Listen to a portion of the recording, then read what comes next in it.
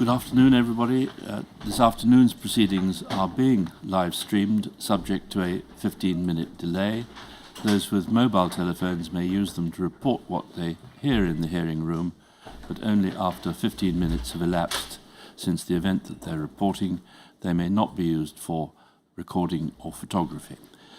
Before the lunchtime adjournment, I made a direction that there must be no disclosure or publication made of information stated between 12:44 and 12:46. That direction stands. Its purpose is to protect the privacy rights of an individual who has not yet been contacted by the inquiry. Yes. Thank you. Mr. Dell, I'd like to ask you about legal proceedings regarding Emily Apple, one of the activists that HN3 reported on, in particular in relation to the protest at Grosvenor House in July 2004. It's understood that the SDS sought discontinuance of proceedings of charges relating to possession of articles to commit criminal damage. Yes. Another activist at that time was charged with Section 4 Public Order Act offences and an assault on PC, police constable. HN3 was asked to give evidence for the defendants. Do you remember that occurrence? If I can refer you, please, to MPS 0038751. It's behind tab B176. This is a document dated the 26th of October 2004, a special branch report entitled Request for MPS Solicitor's Advice. And this is you seeking advice from the Met Police solicitors. And we can see the penultimate paragraph says that the solicitor acting for both defendants has asked the officer and other activists to make statements supporting the defendants' fabricated, in commas, version of events, that the dolls were props for use in street theatre. The officer has also been told to expect to give evidence in court. You go on to say that I can instruct the officer to let down his activist associates. This would involve the implementation of a one-only contingency plan, which would bring the intelligence operation to a close. Advice is sought, please, on alternative courses of action. Do you recall writing that request for advice from the solicitors? Yes, it was a protocol. I knew exactly what I wanted and I knew exactly what they would give me. Discontinuation. Discontinuation of the prosecution? Proceedings. Yeah, it was just the protocol way of formulating that request. And was that in recognition that your officer couldn't mislead the court? Yes. And by misleading the court, is that reference to giving evidence in a false identity?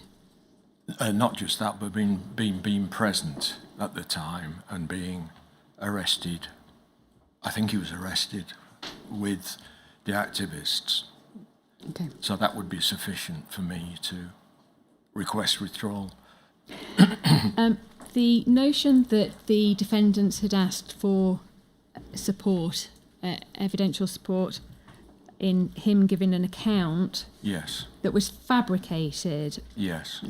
Is it right there was no report from him, contemporaneous report from HN3, that the evidence would be fabricated? Yeah, I've seen a document which says, that the dolls were props for use in street theatre, whereas the intention was this the one running at the car?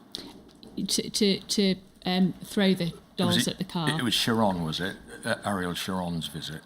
I can take you to the report. No, it wasn't. It was the annual George Robinson. Dinner. No, it was the annual. Was it George Robinson? George Robinson, the defence. It was George Robinson. They're quite right. Yes. Yeah.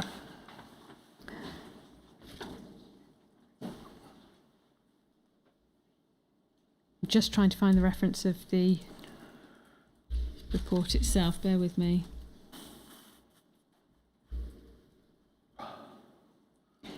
Yes, Lord Robertson's car MPS 0035526.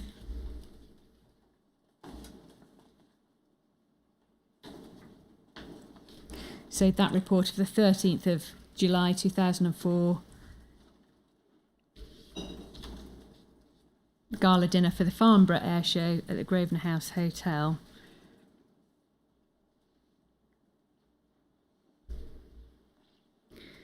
And you're right in reference to Lord George Robertson, who they suspected was going to be presented with a ceremonial sword at the dinner.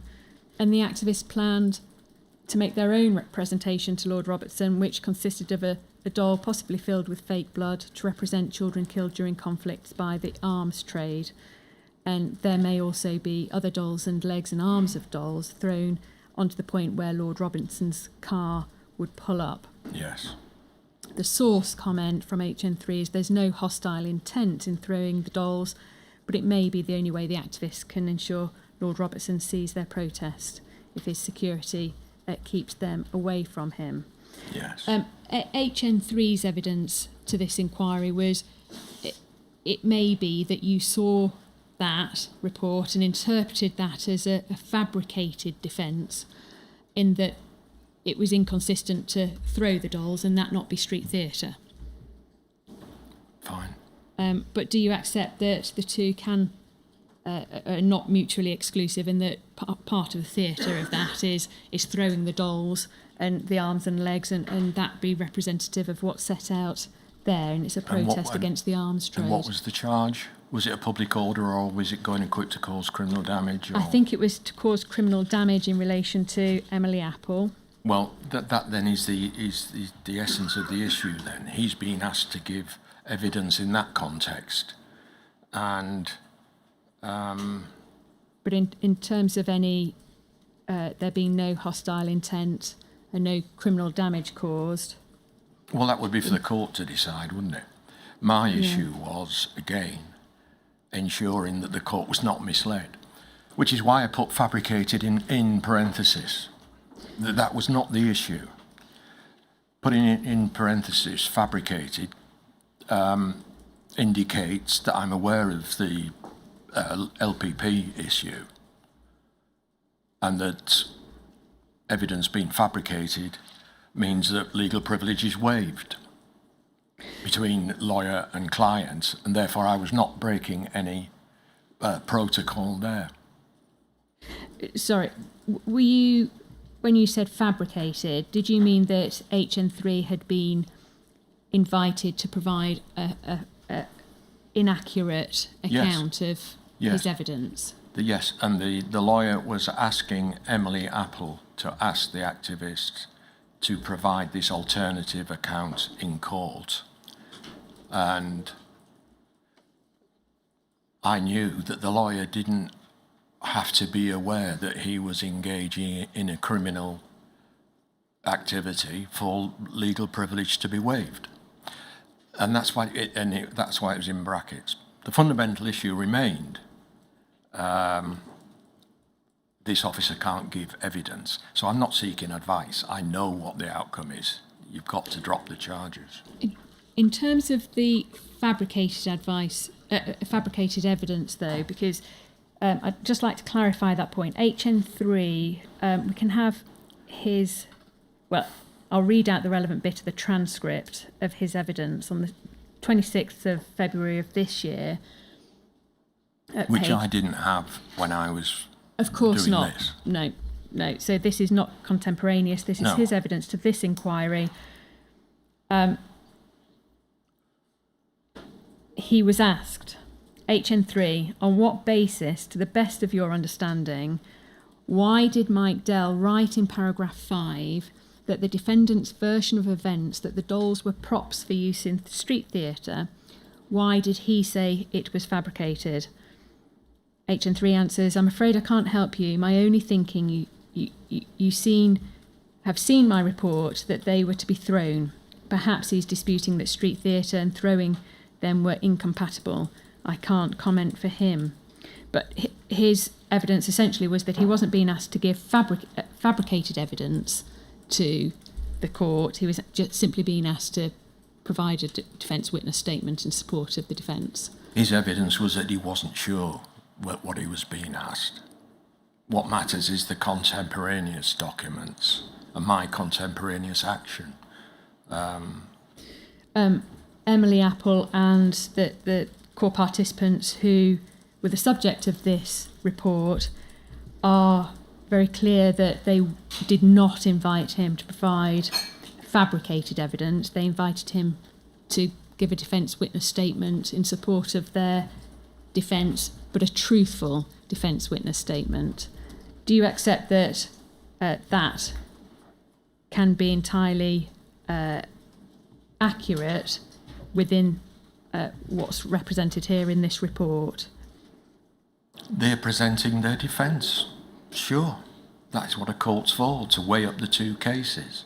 My only concern was we can't be involved, whatever the truth of the matter.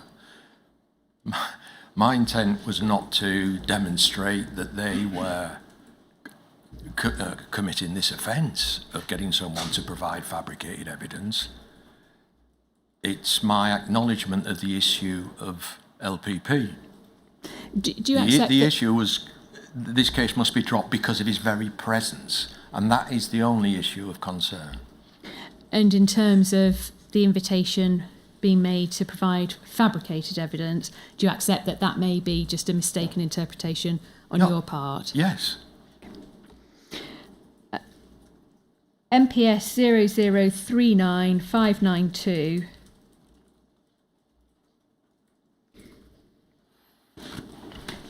is an SO12 Special Branch Undercover Operation letter from Alan Mitchell, I think we'll see his name at the bottom of the letter, to Commander Allison. This is a rewrite of my note, isn't it? Yes. Yeah. And ultimately, on page 2, we can see the conclusion is I can instruct the undercover officer to let down his activist associates, and this would involve the implementation as you set out in your request to the solicitor. Yeah. So Alan Mitchell, in his role as DCS OCU commander in Special Branch, in management, line management of the SDS, writing to the commander above in the Westminster Borough Commander, Yes. so outside of the SBS. Yes.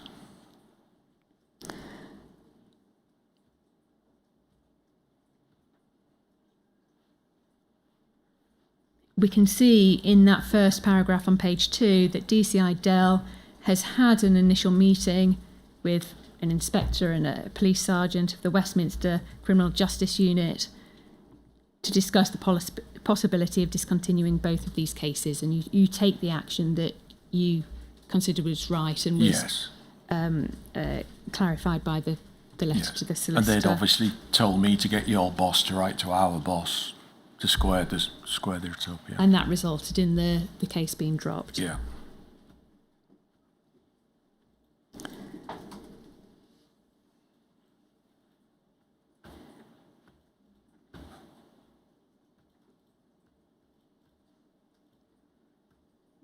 Did any senior officers query whether the better course of action would be to conclude HN3's deployment rather than drop charges or mislead the court? Was that ever an alternative option?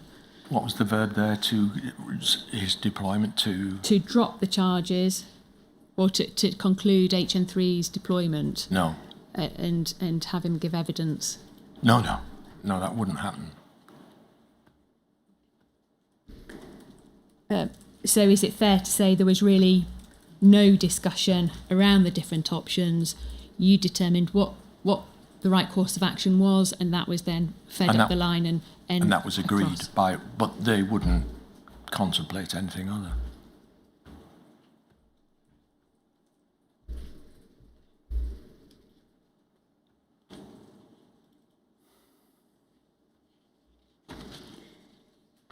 Can we move to the event of Fairford coaches?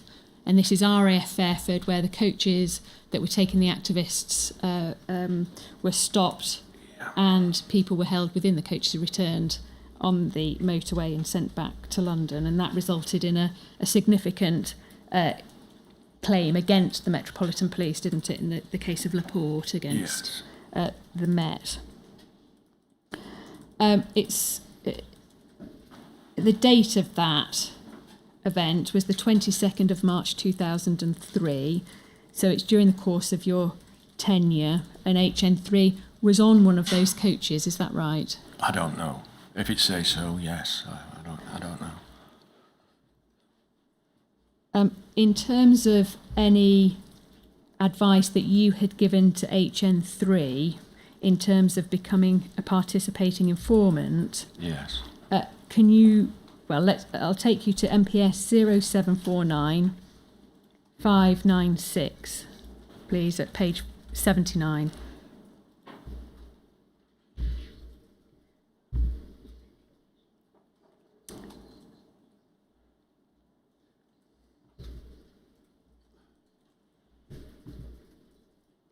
So this is your witness statement.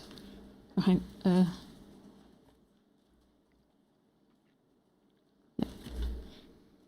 this is your witness statement Yes. Sorry, I don't know the number of the paragraph, but it's the little c that I'm looking at the bottom of that page. Can you see that?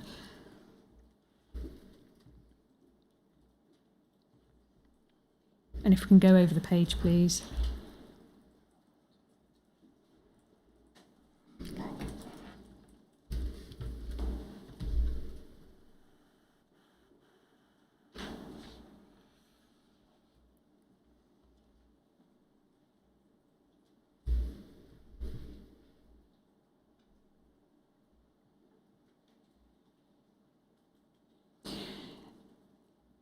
You've given evidence on that already in terms of advising HN3 on becoming a participating informant. Can you recall any discussion that you had before his involvement with the Fairford coaches case? No, I didn't even remember the case until I saw other witnesses' evidence. And can you recall what dealings you had with the court in relation to HN3's involvement with that case? What happened to him? Was he arrested? I would have to check that, and I will come back Right. to that point. And what difference would it, I will check that, but what difference would it make whether he was arrested or not in terms of your communication with the court? My next question was then what happened? Did it go Okay. to court? Were the convictions? In terms of my question, it's not about the question of the criminal or any criminal case. I'm not too sure if there was a criminal case. I will have to check that. But in terms of the civil action that was brought by the activists against the MPS Yes. for their detention on the bus Yes. and being returned and sent back to Sorry, London, will you? Yeah. I think they brought a civil action, and Right. I think it was Article 5 Yes. that they claimed had been breached, or maybe When was common law that false brought? imprisonment. And that was brought after the event, which was the 3rd of March 2003. Oh, he was not on the coach.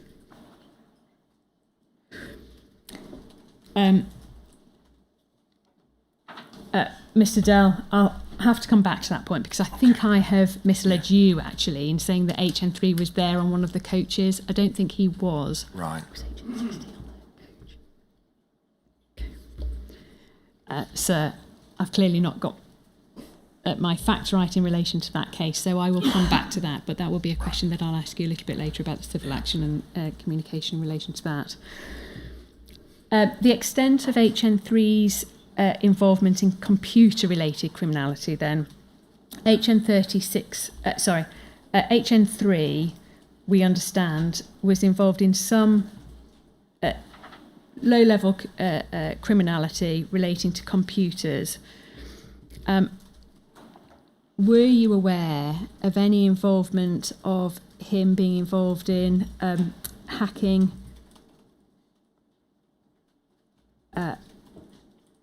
or computer misuse in his capacity as an activist within Disarm Dicey? No. Do you know whether he was involved or solicited any other people to be involved in such activity as part of the Disarm Dicey campaign? No. Were you aware of him being involved in pirated DVD or software Yes. sales? And what about the scale and the quantity of his involvement? It wouldn't have made him rich. It was very minor, between friends. It wasn't a commercial enterprise. And to that extent, did you consider that to be low-level crime that Yes. he could participated in order to enhance his cover within the group? Yes. And he always kept me briefed about that.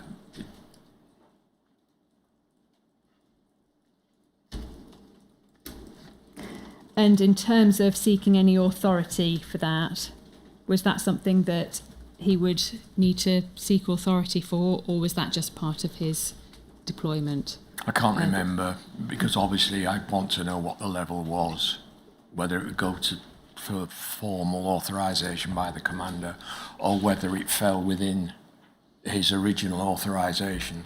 And I can't remember what I decided.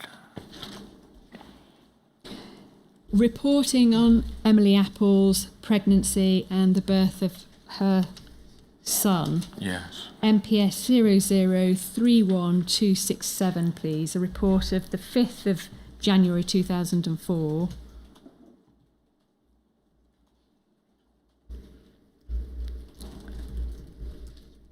There are two reports prior to this that relate to her being pregnant, and then this one, the title of the report is that Emily Apple has her baby.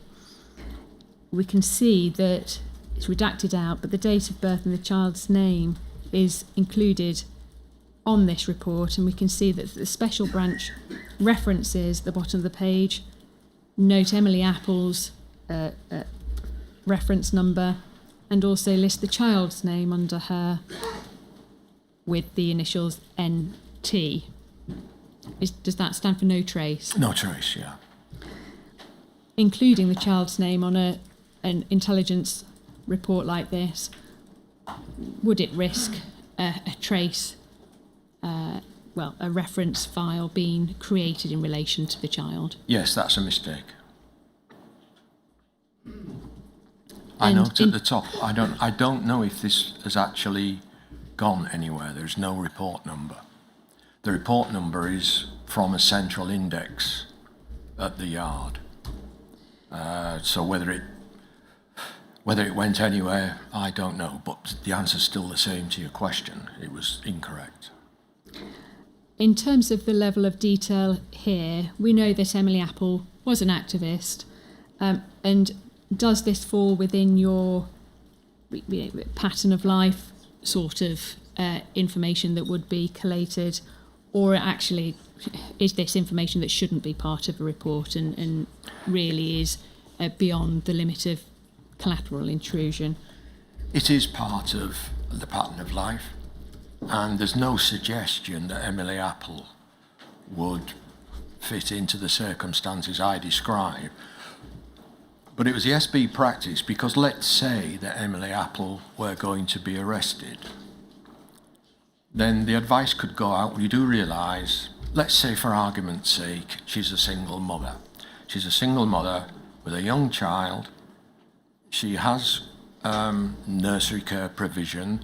Between these times, her child might have some sort of allergy which needs attention. So if you are going to arrest her, be aware of her personal circumstances. Now that's just off the top of my head. And that is what pattern of life intel is about. That it gives, say, the arresting officers all the context they need to take a particular action. There could be many other actions, not as extreme as that I've just chosen to use, Well, that information might be useful. That example, of course, you've just Just brought made that it up on the spot, and of course you haven't had There's no time to suggestion, think about that. yes, that she would be involved in anything like that. But anything like that is the sort of information that Emily Apple could give to the arresting officers herself, and they would take that on board when deciding whether it was necessary for her to be detained or whether she needed to be released to tend to her child. But there are less intrusive ways of getting that information. Well, would you accept? Don't go at 7 in the morning when she'll be feeding the child. It's difficult to give examples when you are painting a picture, and as I say, then the one ingredient of that picture's pulled out. The picture is Emily Apple as a whole. Bear in mind, as I've said at the beginning, the point of SB was the creation of a database. It wasn't to go anywhere. And similarly, no one else could ring us up and have these reports, doesn't matter who they were. We would give a sanitised version. And if we were asked, what's her domestic circumstances, because we need to go and speak to her, this is the local police say, we would say, yes, she's a young, married, single, whatever, mother with one child, and she lives at so-and-so. In reality, is that the date of birth and child's name not something with any policing value and shouldn't really have been included within this? That's right, yeah. report? I mean, that level of detail is not necessary. In terms of REPA authorisations, MPS 0526873, page 35, please.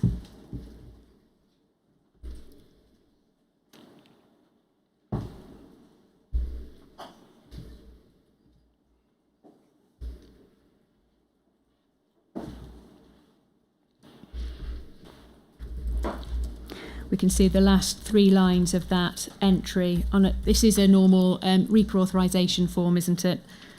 Or renewal. Sorry, who is Quill Feather?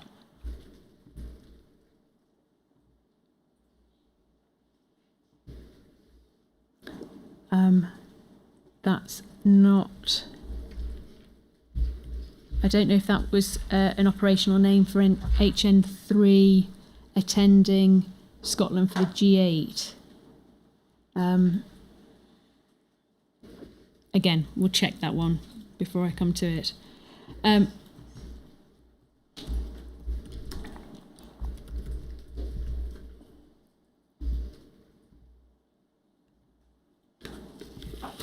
I've got, if we can go back to the Fairford coaches case, please. It is HN3. Quill Feather is the code name that related to HN3. At the G8? Was it G8? At least when he attended yes, it says... the Scottish yeah, third paragraph counties. up from the bottom. Yeah. It refers to the G8, yeah. So part of his renewal of REPA authorisation says that only information, and this is the last 3 lines, only information regarding those involved in public disorder and subversion and those associated with it will be sought and actioned, and prudent tasking and thorough debriefing will minimise this. A review or previous conduct has shown no significant collateral intrusion. Excuse me, is this a MPSB form or is it a Scottish Police? This is a REPA authorisation form. So if we scroll up a few pages, we can see that. But are they reauthorising him for operations in Scotland? Because out of the jurisdiction of England and Wales. Let's have a look at the top.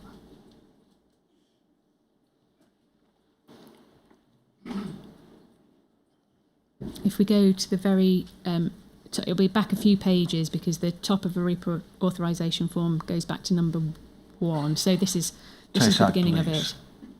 So this is Scottish Police authorising him to act as a UC in the Scottish jurisdiction.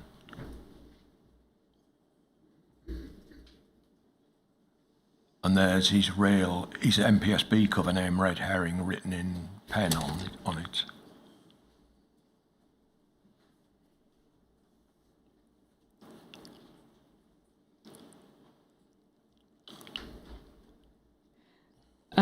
In terms of that, I can take you to another reauthorisation document and I'll get the reference for that a little bit later. The point is, it was fairly standard, wasn't it? Almost a cut and paste in reauthorisation documents, that collateral intrusion kept to a minimum by only reporting on those who were participating in actions, activist actions. Yes, because it's reviewed 4 times a year, and if the circumstances don't change. Is it right, though, that the collateral intrusion was fairly broad spectrum and did report, as you have said, on those patterns of life sort of details that is collateral intrusion and was fairly extensive? The principle is the same, it's just a question of where the boundaries are. In terms of Fairford coaches, the information we have is that HN3 says he was not involved at all with the Fairford coaches activity. Emily Apple disputes that and says that's not correct. HN3 was actually privy to the meetings and the discussion around that action. And she's provided diary entries that tend to corroborate that, and that was part of the exhibits attached to her witness statement. It's alleged that EN32 Rod Richardson was on the coaches, and he's an MPOIU officer, Yes, so not under your command. Yes. What involvement did you have then in relation to the Fairford coaches' civil action, if any, and did you have any liaison with MPOIU in relation to that? The last bit, no. Unless you can provide documentary evidence to refresh my memory, I don't remember any involvement in that civil action. I would have remembered it if one of ours had been involved and I had sought amendment to the charges, or in the civil action I would certainly have informed, revealed it to our side for them to disclose to the other side, and I would then be stepping in and saying, please don't do that. But no, I don't remember anything. Do you recall being contacted at all by the Metropolitan Police lawyers to see if you had any information about the action, whether you had any information on the activists who were involved in that case? I don't remember. Is it the sort of thing that you might have had some involvement in, or at least they would be seen as a customer seeking information from the SDS as to the people who were on the coach when it was turned around and sent back to London?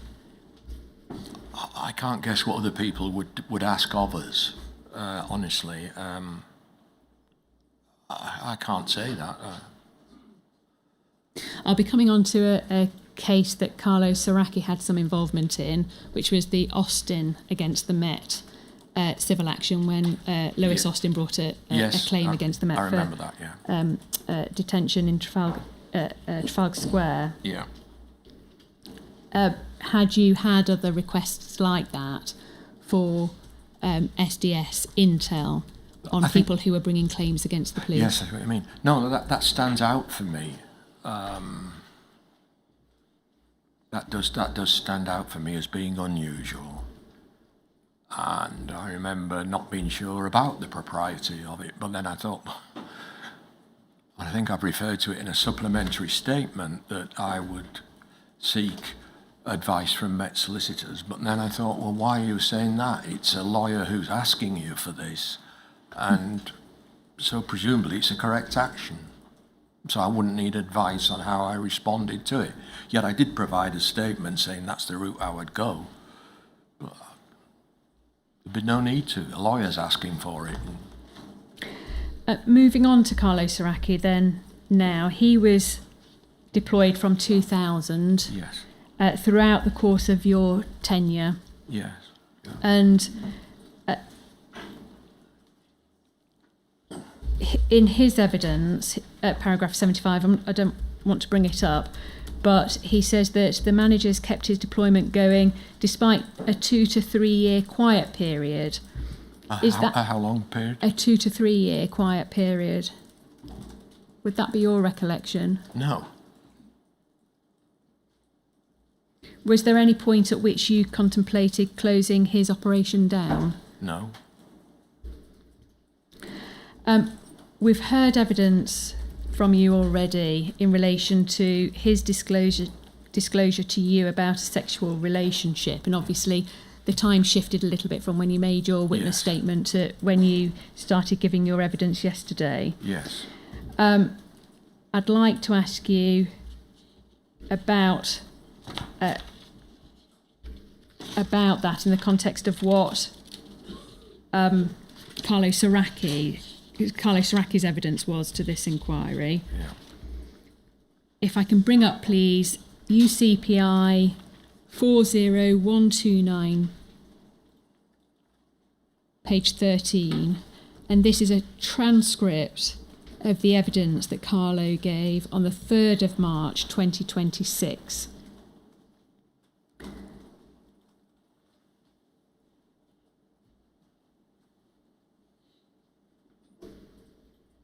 And with the bottom two paragraphs, are they? Yeah, that's it, from line 17, please. Line 17, what I'm interested in, though, is did there come a time when you told Detective Chief Inspector Dell? And he said yes, and this is in the context of having relationships. And line 20, can you help us with when you told Detective Chief Inspector Dell anything about Lindsay?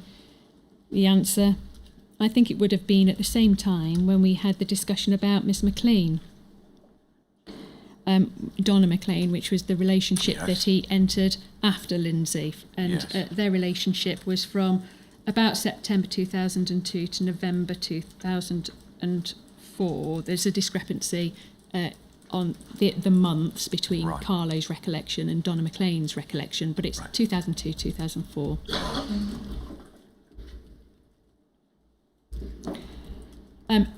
He goes on to say, I think we had a meeting and he put it to me and I explained that I had relationships. So we're over the page now. And I understood that I could be withdrawn and should be withdrawn, and that obviously it had an effect on my marriage. It was part of the reason we were breaking up. Question, if I have heard you correctly, you say he put it to you. Yes. What did he put to you? Have you been having affairs? And did he call this meeting? I can't remember, sir, sorry. Did he have grounds for suspicion that you'd been involved in sexual activity with people in your undercover identity?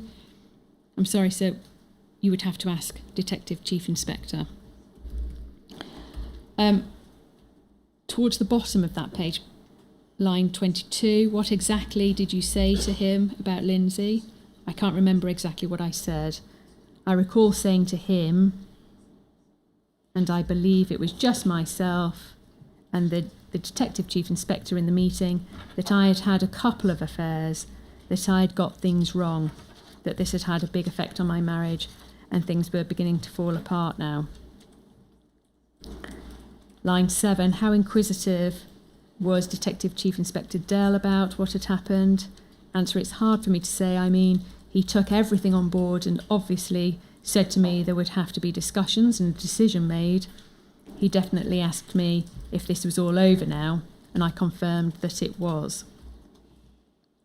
Now, that accords to some extent with your evidence that you've given to this inquiry, apart from the fact that Carlo Saracchi seems to be talking about two Yes. sexual relationships. And the timing.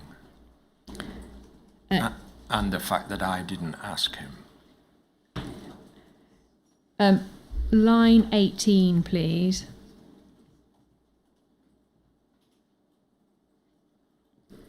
What I'm driving at is how much detail did you give Detective Chief Inspector Dell about Lindsay, and how much did he ask? I can't remember, sir. There were definitely conversations speaking about both Lindsay and Donna. I don't think he asked me that much. I don't think I was asked for names, addresses, things like that. It was more of a conversation of, I've done wrong. He was like, yes, you have indeed. We need now to go away and work out what we're going to do about this. Line 6 on page 16. Did he want to know who these people were? I can't recall. I don't think so. I think he was more interested in whether the relationships had stopped. Did he want to know whether they were members of your target group? I don't recall him asking me that, no. Did he ask you anything to establish whether or not they were anti-fascists? He asked me, I think, how I had met them, and I said I had met them whilst I'd been out and deployed with the people that I was alongside. Bottom of the page, line 22, did Detective Chief Inspector Dell ask you anything about how long the relationships had gone on for? He may have done, and I would have told him, but I don't recall that specific question. It wasn't a long meeting. How forthcoming were you with Detective Chief Inspector Dell about the detail? I think I told him that I had had a relationship with Lindsay for a good few months, and that following on from that, later in that year, I had met Donna and that I had lived with her, but that it had all come to an end. I do not think he said to me that he wanted more detail than that. He was most concerned that these had stopped.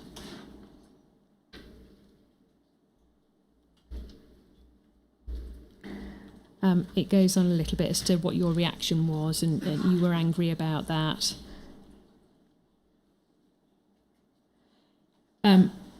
So in terms of his recollection and what he's told the inquiry, it relates to both the Lindsay relationship, the Donna relationship, and he must have therefore told you a little bit later. His evidence was it must have been towards the end of 2003. Your evidence is clearly different to that, in that it happened towards, the very beginning of your tenure, in the October. So Yes. about 5 months, I don't know if my maths is right there, between May and October, but July, because that's when I actually took over. over operational control. Do you recall at all Carlo Saracchi saying to you that he had had 2 relationships? No. And that the name Donna McLean didn't mean anything to you at all? Donna McLean means a lot to me because I've read the evidence. At the time? But this is a fact. This is a lie. It's a complete lie. If he can't even pick the right lie. If he told me about 2 people at that date, he would have been again walking out the door. So, if you're going to make it up, Carlo, you do better than that, mate. Did the name Donna McLean mean anything to you during your tenureship? Again, it seems such a familiar name now because I've followed this in some detail.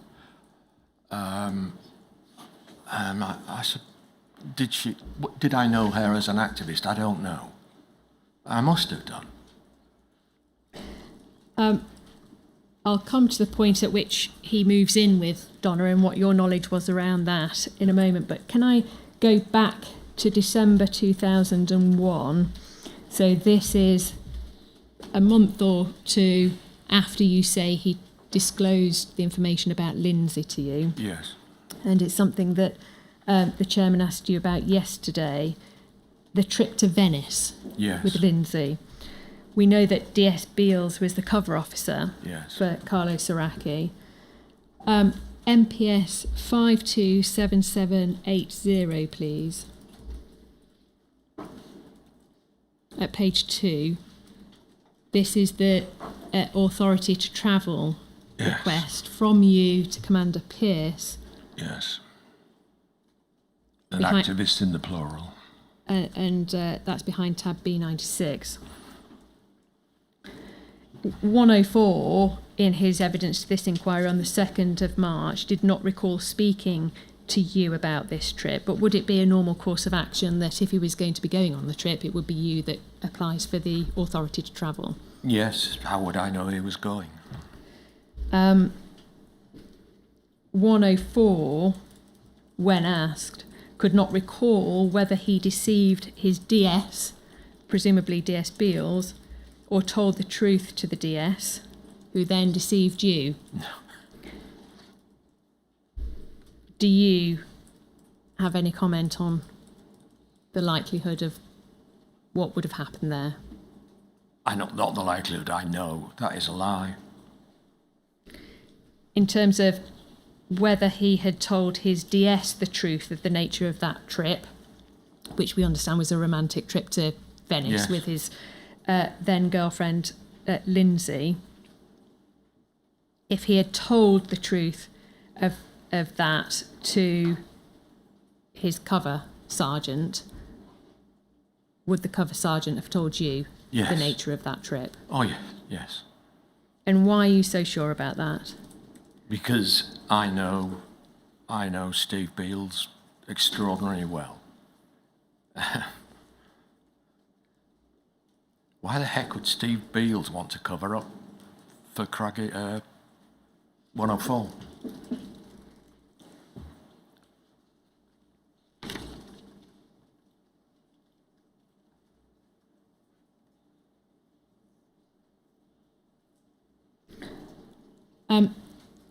We understand that during the course of that trip to Venice, it was a short 3-day trip, and he stayed in nice hotels. Well, he stayed in a nice hotel with Lindsay, and her evidence was that she was away from him for maximum 20 minutes. And when she returned to him, she heard him on the telephone to somebody she now suspects was DS Beals, who was the cover officer, and I think it was DS Beals, wasn't it, that went out to Italy and, Yes. and was there during that time. And he would, as a matter of routine, contacted him at least once a day. Well, not more than once a day either. Once a day. And she heard him say on the phone as she returned to be beside him, "Yeah, she's pissed off with me, mate." And she suspects that was being said to DS Beals on one of those telephone calls that would have been had between Carlo and his cover officer. Yes, you would arrange beforehand that I'll ring you about the football match Saturday and we'll have a conversation about that. And he can then say to the person he's with, "Oh, it's just my mate Joe was season ticket holders at Manchester City," or wherever. And had he said that to DS Beals, it could be inferred, could it not, that that DS Beals was aware that Carlo was with a woman and there was a relationship between them? No. No, it can't be inferred. You can imagine it, but it can't be inferred. And in reality, if you didn't know about this trip, Well, you can't comment on. I don't know on that. I that. didn't know that. Is it Alison? Was with Lindsay. Lindsay. Sorry, I didn't know that Lindsay was with him. No.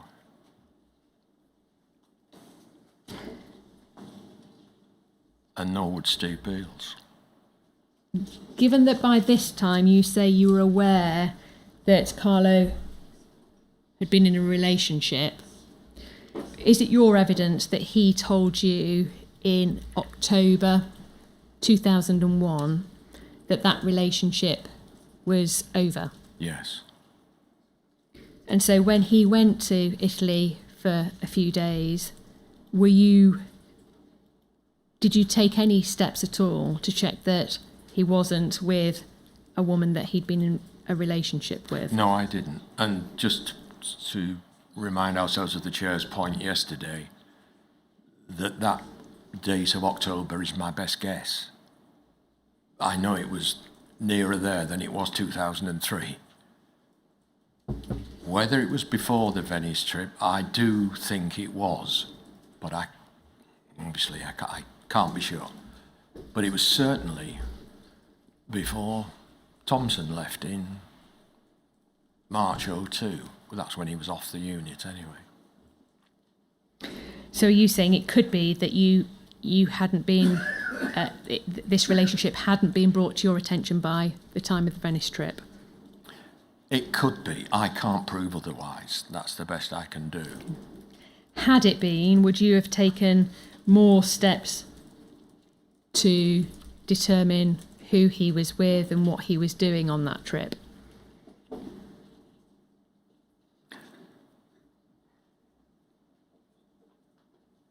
I'm not so sure that I would. I think I was wrapped up with the Thompson thing. As I said to you yesterday, I felt quite smugly pleased that my warning had flushed one person out. And what a mistake. There you are. I don't think I would. No, I'd enough to deal with. So no. Had I got a suspicion, had something really sparked, then yes. But starting from nothing to investigate him, no, I wouldn't have done that. How easy would it have been for you to make further inquiries, both of Ports, the Ports Authority, but also of DS Beals, to check up on what Carlo's up to during this deployment? Who is he with? What's he doing on this trip abroad?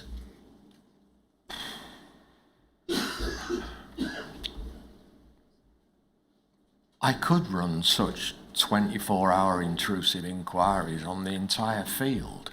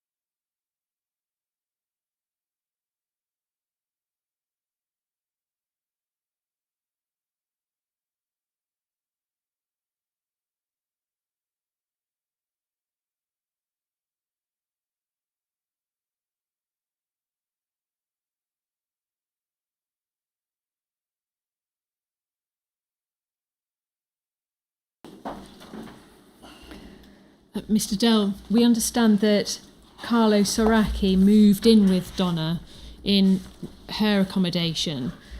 The date of the first request in relation to that was behind MPS 0010203.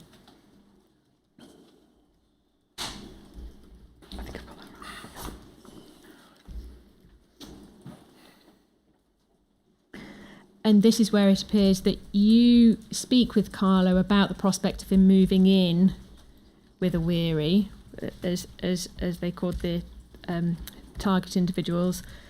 13th of September 2002, this file note is created. Yeah.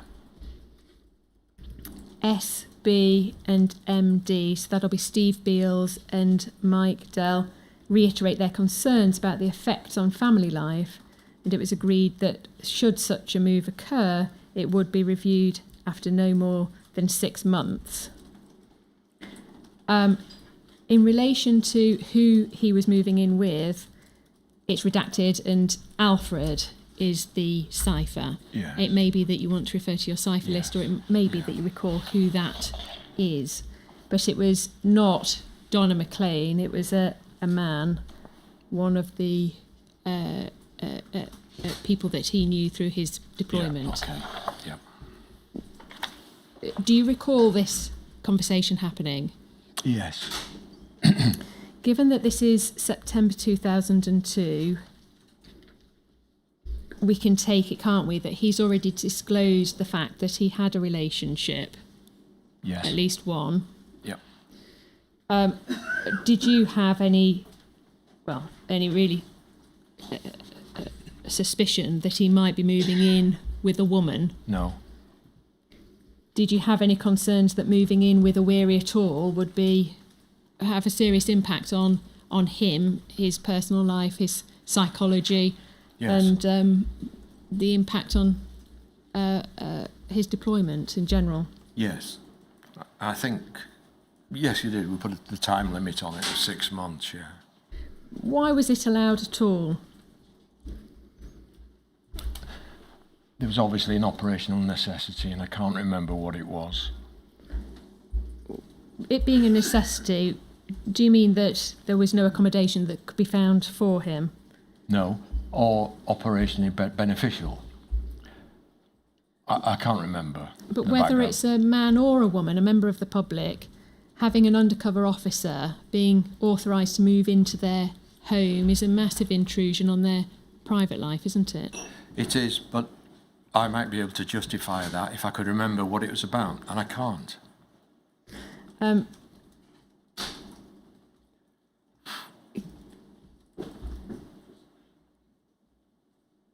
Is it fair to say that in Carlo Soracchi's deployment, there could have been no justification for him moving in with anybody, given the sorts of things that he was reporting on? No, it's not fair to say that. What could have possibly justified him having to move in with somebody, a member of the public? Asked me to write a novel. I'm not going to speculate on what the circumstances actually were, which is all that matters. Whereas you are testing me on my ability to come up with a list of possible scenarios. And I'm afraid I can't. I suppose my query is, for anybody reporting on left-wing activities, such as Carlo Soracchi was, could there be any justification at all in extending the nature of that deployment into the home of a member of the public? Yes. Knowing what we know about Carlo's move, it obviously wasn't justified in this circumstance, was it? Knowing that he actually moved in with Donna McLean, that can't be justified, can it? No, obviously not. No. Thank you. In terms of the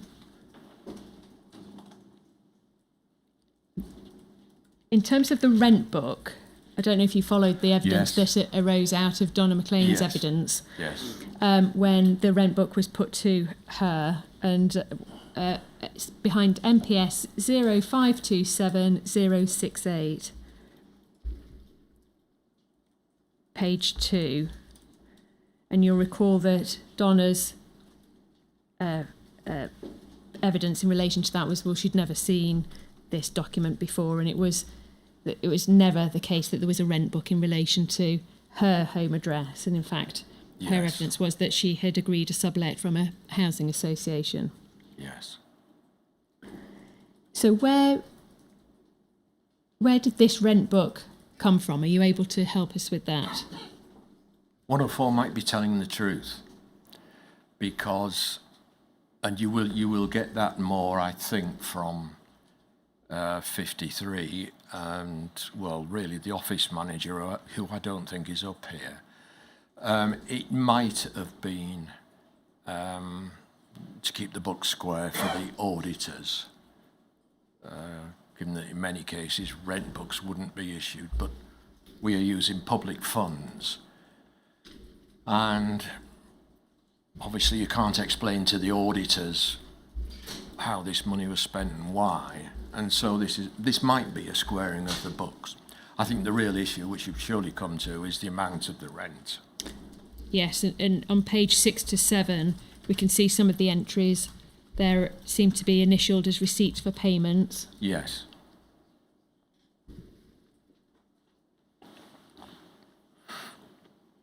And we can see that the amount, £685, which the evidence that we went into with Carlo Saraki was that was large, and Yes. the evidence of Donna McLean was that she wasn't paying that sort of money for I think it was a one-bedroom flat, wasn't it, Yes. that they were Yeah. sharing. Did you know it was a one-bedroom flat that he was sharing with somebody? Can't remember. If you'd have known the address, it would have been easy to establish that that was a one-bedroomed flat, wouldn't it? Yes.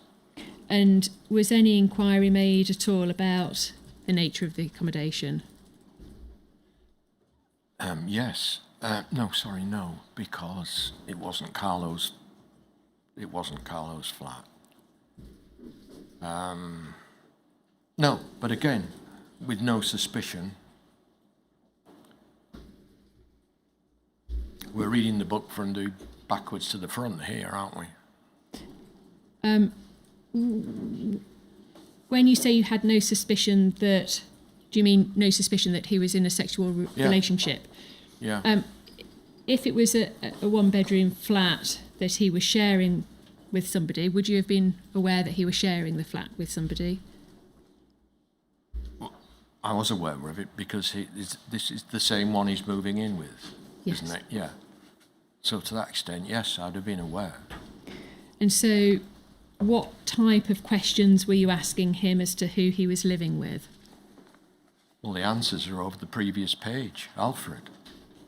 And was it your understanding that he was sharing a one-bedroom flat with the person ciphered as Alfred? Yes. Did you take Carlo at face value in relation to that? Or did that not raise some suspicions as to sleeping arrangements? No. We're not talking about the circumstances in which you and I might live. Did you think he was on the sofa, or I don't know.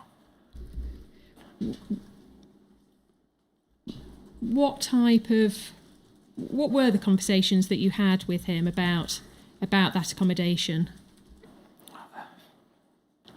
25 years ago, I don't know. Did you make any inquiries as to who was actually living at that address? And I'm thinking more about Police National Computer Database or electoral roll checks or anything like that. I don't know, because I personally wouldn't have conducted them. Who would have conducted those checks?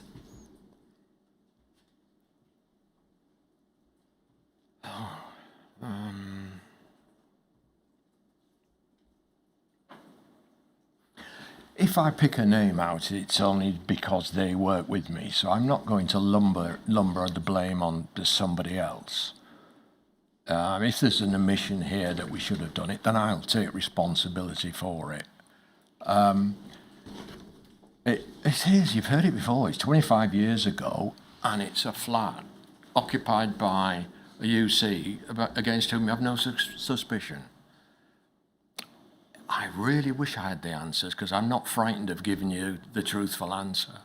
I don't know.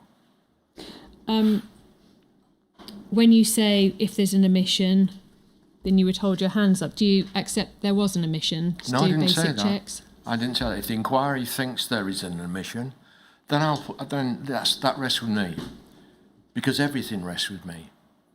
Do you now, looking back, realise that there was an omission to make basic checks on his cover accommodation? No, you were describing the ingredients of an ideal situation. By This is not 2003, where we can see he's living with Donna, you'd already had your suspicions, hadn't you, in relation to Thompson? Yes. And in relation to Rosa, you were aware that she had been making checks, and you'd moved offices, I think, by then. Is that right? We moved offices, as far as I was concerned, in response to one activist looking for Jim Boyling. We've managed to do some investigation about that, and I think the date of the move was July 2002. Does that ring any bells? No, but it's handy to know for future questions. Yeah, that's handy.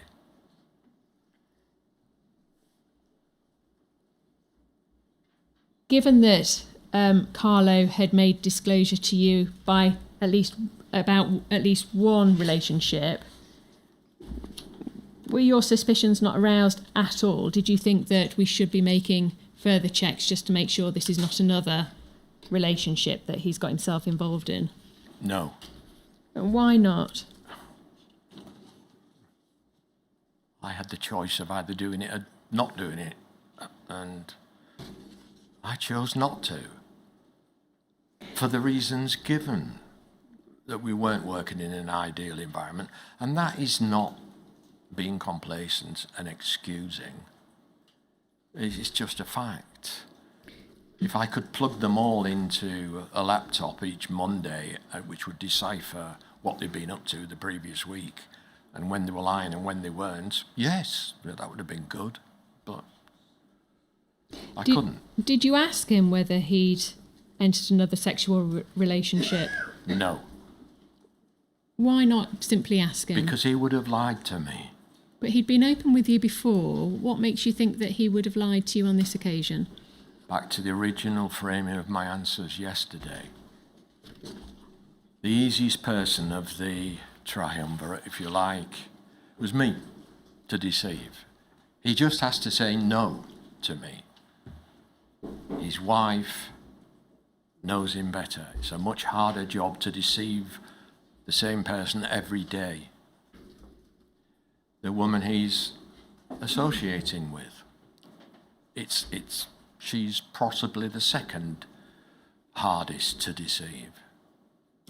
Can I just check your evidence, just for clarification, in relation to what he said to you when he disclosed a relationship to you before? Yeah. Because at in your witness statement on page 166, at paragraph 232A, you say,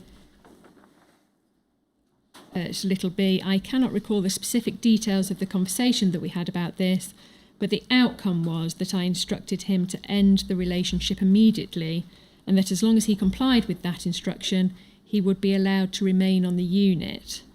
So that's what you said in your witness statement, but I think your evidence earlier was that when you had the conversation with Carlo, he made it clear to you that the relationship had already ceased. So I'm just wondering if you can actually clearly recall, Yes. Which was it? No, the first applies. He was finishing it, and that's why I said to him, well, it's got to finish, Carlo. And so when it came to the fact that he was moving in with somebody, Yes.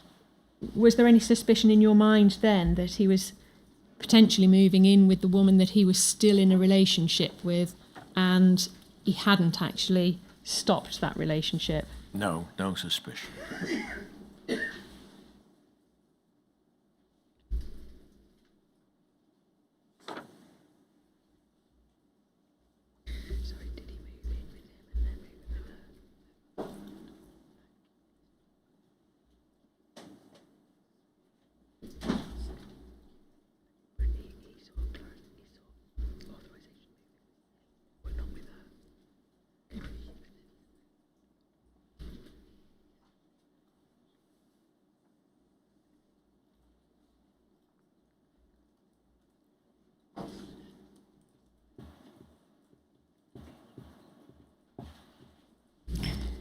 Sorry, I've just been asked to clarify something. In relation to that first file note, in relation to moving in with Alfred, that was a separate conversation to the one that occurred in relation to Donna McLean. So my understanding is, and having checked the transcript of Carlo's evidence, is that that document that I referred you to before about moving in with Alfred, yes, that was in relation to moving in with that person we know as Alfred. Yes. He never moved in with Alfred. In fact, a couple of months later, there was a conversation about him moving in with a woman. And so Carlo's evidence is that he did mention to you, and I can read it out if it helps. The question was, since you were moving in with a woman, would they have asked you how many bedrooms there were in the flat? Answer, I don't recall them ever asking. Again, I'm not sure what I told them.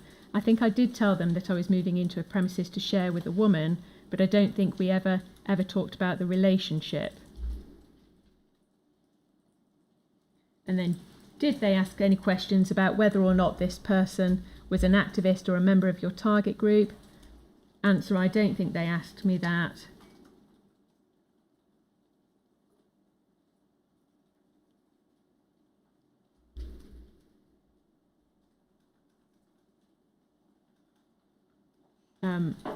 I think I do recollect that I think I obviously mentioned that I had an opportunity to move into this place if I paid this much rent, and that it would look good for me as it was somebody who knew members of my target group. And is it right that you registered on the electoral roll at Donna McLean's address? If I'm shown on it, sir, then yes, but I don't recall doing that. Okay, and that's when they moved to the tenancy document. So just to clarify, it appears that Carlo Saraki came to you on 2 occasions, first in relation to a move-in with Alfred.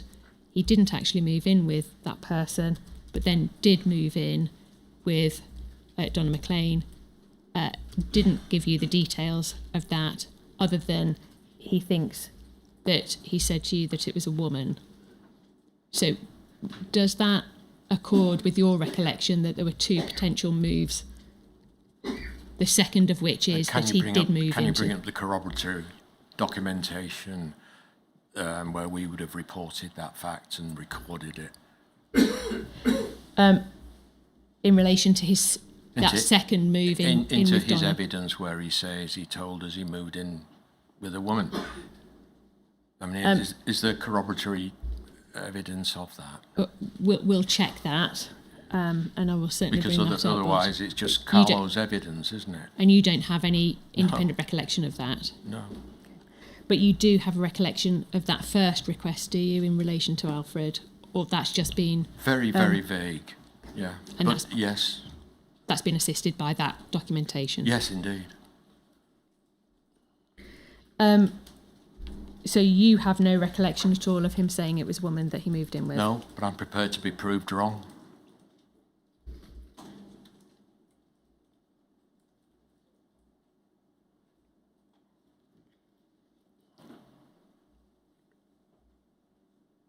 So your evidence is rent book went out for... Who would have completed that? Would that have been something completed in the back office, or would that be something that was handed to Carlo for him to... Yeah, if that complete? were the arrangement, that it was to square it with the auditors, and I can't be certain, I'm just saying that's a possible explanation of it. I can't be certain because I didn't deal with it. And so his version might well be the accurate one. For me, the issue is the money. I think if he were forging the document as well, that would aggravate the offence, obviously, but the offence of taking more money than he was entitled to.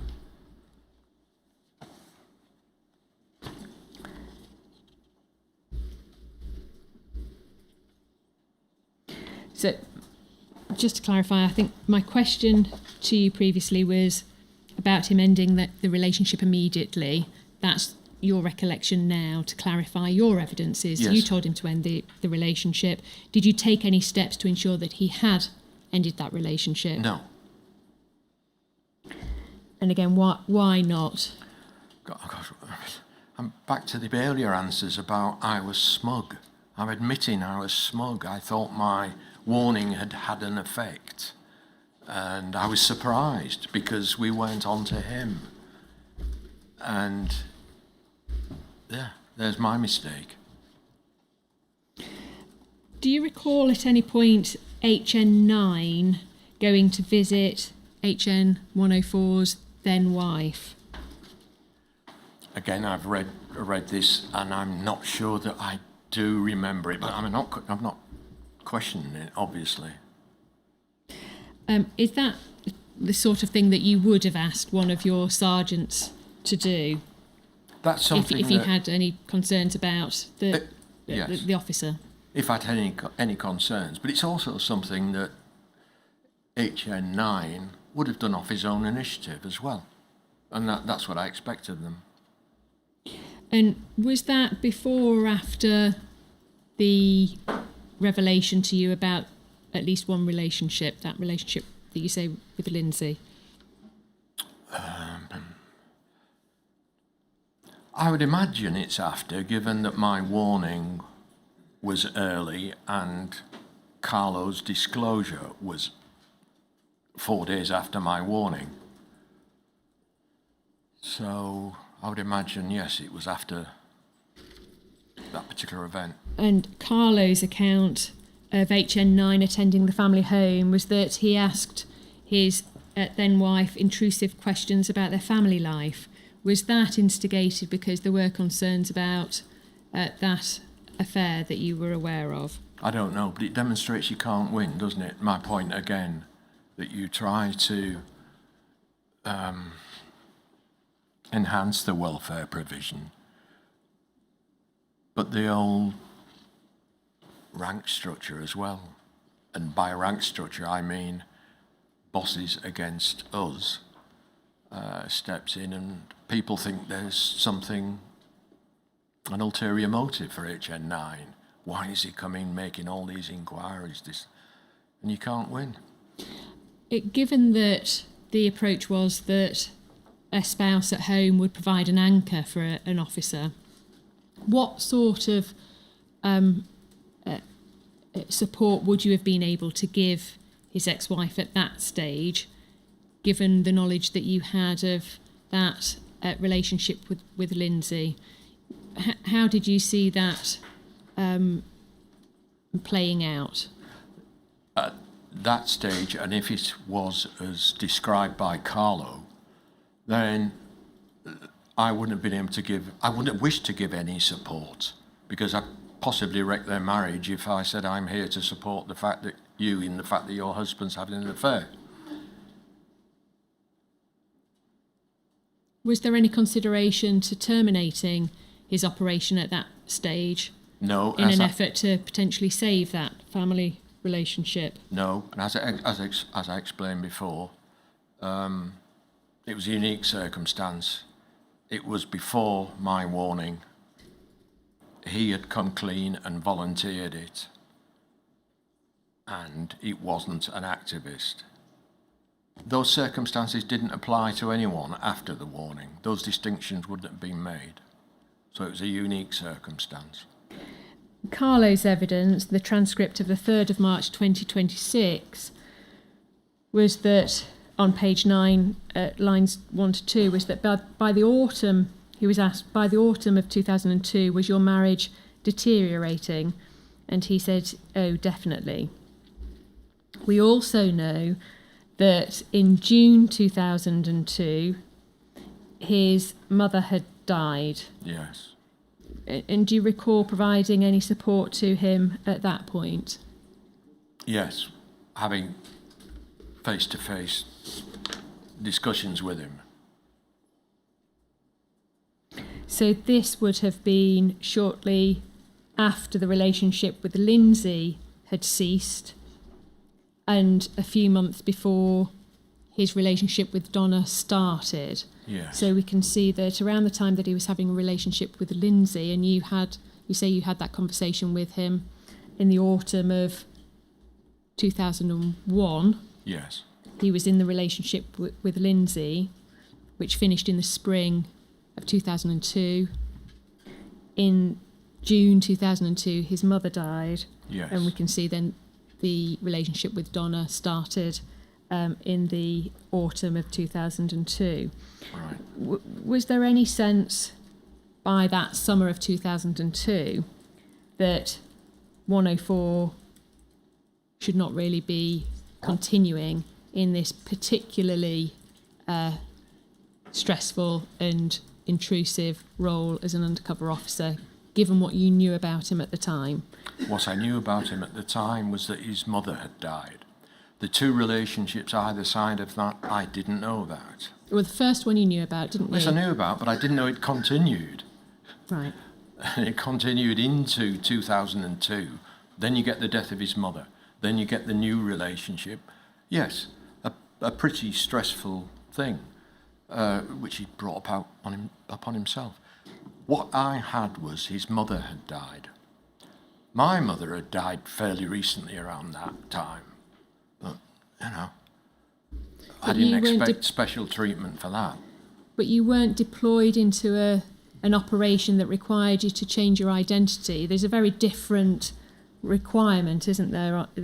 Different pressures on Carlo Saracchi at the time. Yes. And given that his marriage was obviously in difficulties, if you'd have pulled him out at that time, it clearly would have prevented the damage done to Donna McLean by that second relationship. Do you accept that? It would have accidentally done that. Yes, it wouldn't have been a deliberate act of mine. No, you wouldn't have had foresight in relation to that. No. But do you accept that by having more of a directive control over his operation, by pulling him out, over welfare concerns for him, if nothing else, then that would have potentially been a better decision to make and would have had the benefit, with hindsight, in that he wouldn't have had the further relationships that he did? You've got the evidence that I spoke to him about this, and it was our view that he should come out. He persuaded us, I'm okay, I want to continue. It's another example. Like the ultimate abuse of women is to blame the victim. It's always somebody else's fault, isn't it? I didn't have a support role player, so I just couldn't help myself.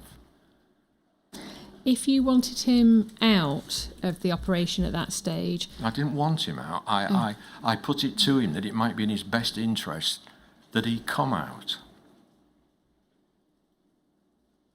My job was to run the STS and hopefully keep people in operations.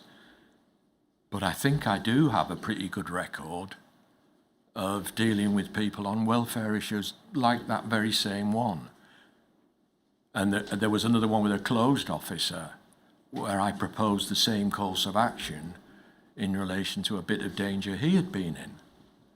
But he and his wife insisted that they wanted him to continue. And in that case, nothing untoward happened. And one of the best officers on the unit produced more good work. So I don't want to come out of the unit, but I'm such a child that when things go wrong for me, I have to blame you for not taking me out of the unit. this is where perhaps you are an adult, Carlo. Not you're a big boy, look after it yourself. But you ought to own up to your responsibility for your actions. And in terms of any responsibility on the management of him at that time, knowing that his marriage was in difficulty, he'd had that other relationship with Lindsay and his mother had died, do you accept that there was some responsibility to look out for his welfare? Yes. And oh, yes. That's why I was speaking to him. And given the policy as it was in the SDS at the time, The policy. Was there still a policy about having a stable relationship at home? It was guidance. Okay, so it wasn't a strict policy as far as I interpreted that as I saw best, and as I explained before, whether it was a gay relationship, a single person, or someone living with their brother or sister, the essence was stability, someone to vent to when you went home. Was there any sense that this was no longer stable? Yes. Obviously it was. I was speaking to him about that, and the meeting was instigated by our desire to, are you sure you can carry on, Carlo? He assures us he was, and then blames us for not pulling him out. I just can't come to grips with that. Can I ask you about the firebombing inciting to arson incident? Roberto Fiore. Exactly, yes. Yeah. So if you're familiar with that, that was understood to have happened on the 31st of December 2002. Right. No reporting in relation to that, but obviously you've heard the evidence in relation to it. Well, he tries to instigate it, you mean? The allegation is that he, as you know, he suggested to others that that'd be something that would be potentially an action that they might contemplate and drove them by the shop. Yeah. To what extent were you aware of that at the time? About him suggesting that? I wasn't aware at all. And did he ever report that there was a plan to firebomb? Don't know. If you turn up a document, then yes, he did, but I don't know. Could I just add an overrider here? I'm in now Thompson mode. That they were the two liars on the unit. So anything he has said isn't worth a lot much to me. They were both narcissistic, self-serving liars.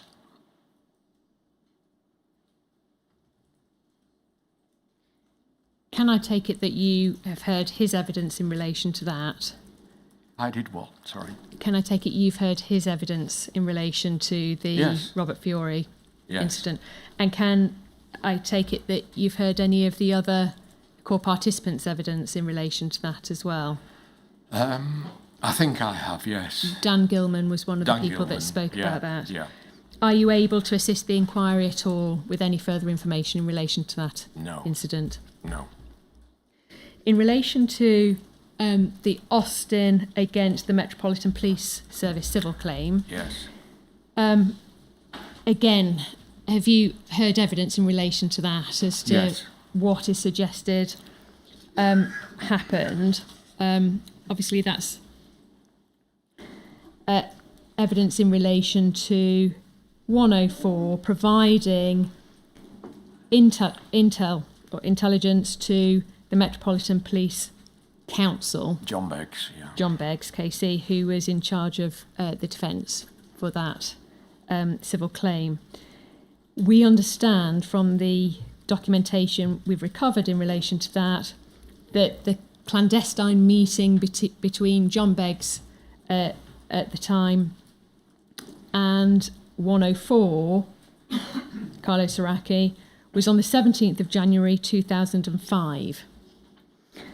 The 17th of January was the first day of the civil action. The trial had started, and it was on that evening that meeting happened.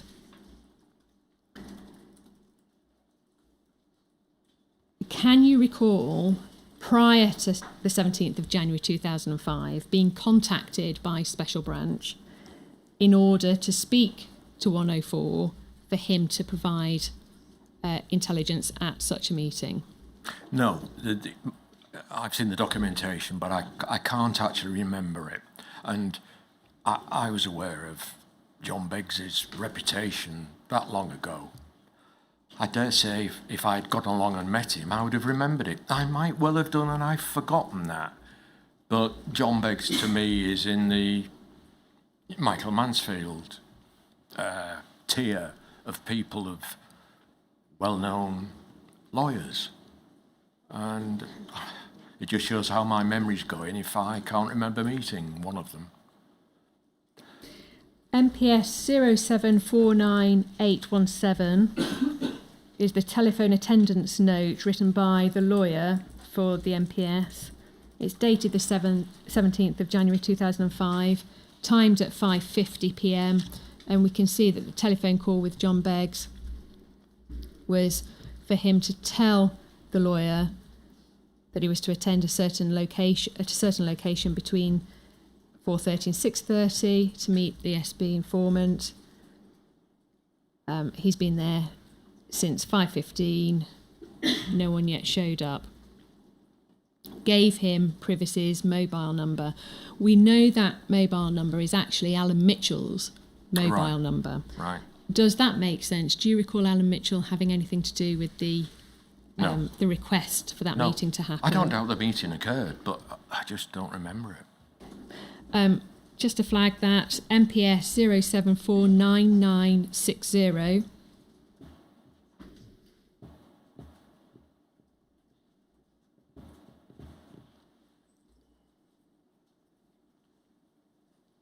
page 9, and this is Lawyer One's witness statement now. At paragraph 25. We can see down at the bottom, this is where they refer to that telephone call, and it's the penultimate line where they say that the mobile number of another person, AM, i.e. Alan Mitchell. So that's where we get that from, that it's Alan Mitchell whose mobile number is being provided to John Beggs on that evening as they wait to meet. MPS 0749866, please, is the email from John Beggs to Lawyer One at 10:30 that night, saying, the subject being SB, Special Branch, good meeting, some useful general information about nature of the beast, but nothing specific on anyone but Lois, Niall, who is her partner, and just about some privacy. That can be taken down. In terms of what you understood that meeting to be, the purpose of it, what can you tell us about that? It was Mr. Beggs asking for any background information about the personality of Lois Austin, which might assist him in his cross-examination.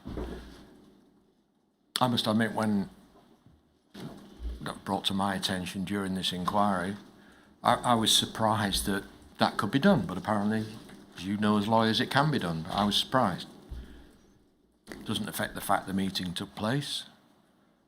And that's it, really. And you took it, your evidence was earlier that you took it, well, because the lawyers are asking, it must be something that they're entitled to do. And so you provided HN 104. And did you have a meeting with HN 104 prior to him going and meeting John Beggs? Yes, I would have done. And what would you have talked about? What I wrote in the note, where I referred to Lois Austin, I think, as a wild radical. And Mr. Beggs can be forgiven for not knowing that anything I knew about Lois Austin came from Carlo. So if Carlo gave a more sober account, as Mr. Beggs says he did, orally, than the written one, well, the source is the same. So that written briefing that John Beggs makes reference to, where he's saying that there was some hyperbolic reference to Lois Austin being this wild, radical Yes. sort of person, he says that's the sort of thing I wanted to test for myself. Yes, That was a written briefing by you. yes, but it was the same source of the information, which was Carlo. He talks about written briefings, and he talks in the plural in relation to that. Were there a number of different I don't know. briefings that you provided, or was it? What was your recollection? I don't have a recollection of even providing that first one. If you find them, yes, but I don't know.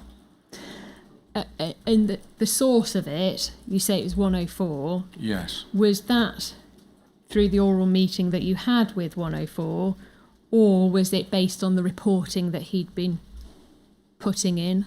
It's why I said yes to would I have had a meeting with Carlo before? Because yes, I would have said, what is she like, Carlo? You know, because initially I think it was can you give us a written report? So I go to the source. So you asked Carlo for a written report, did you? No, I asked Carlo for his opinion of Lois Austin.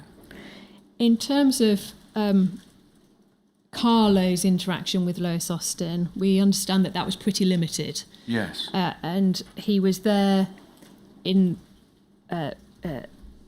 Trafalgar Square in the May Day demo, 2001, which was the subject of the civil claim. Yes. But he didn't really know her that well. No. And was more of a peripheral associate of hers. Yes. Through the activist world, if you like. Yes.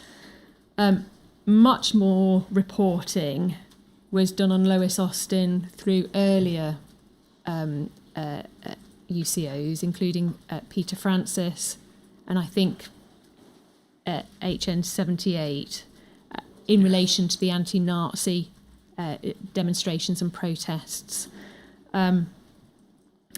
through her work with the Youth Against Racism in Europe group. Yes. When you received the information, the request, did you go looking for other reports I don't know. held on the SDS files or with C Squad? I What don't know. research did you do? I don't know, but I presumably alighted upon Carlo because he was the prime source I had at the time.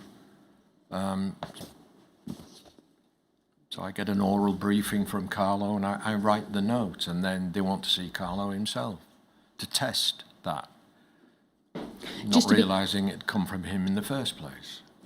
And just to check, when you say the request came from John Beggs, Well, I don't recall it at all. is it more likely that it would have come from Alan Mitchell?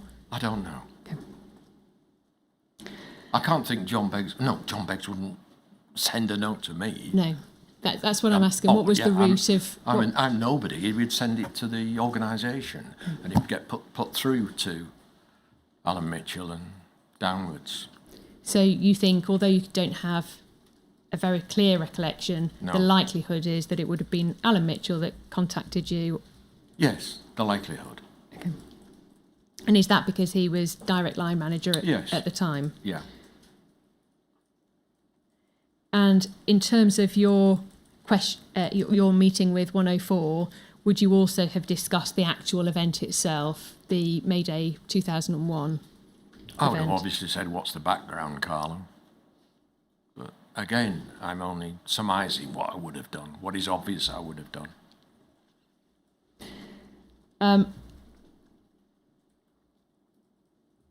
And so when he went to that meeting on the 17th of January, you can't recall specifically if you went with him. No. But when we have John Beggs in his witness statement saying that, and this is at paragraph 8 of his first witness statement, there were, I think, 2 other officers at the meeting of higher rank, perhaps a DI and a DCI.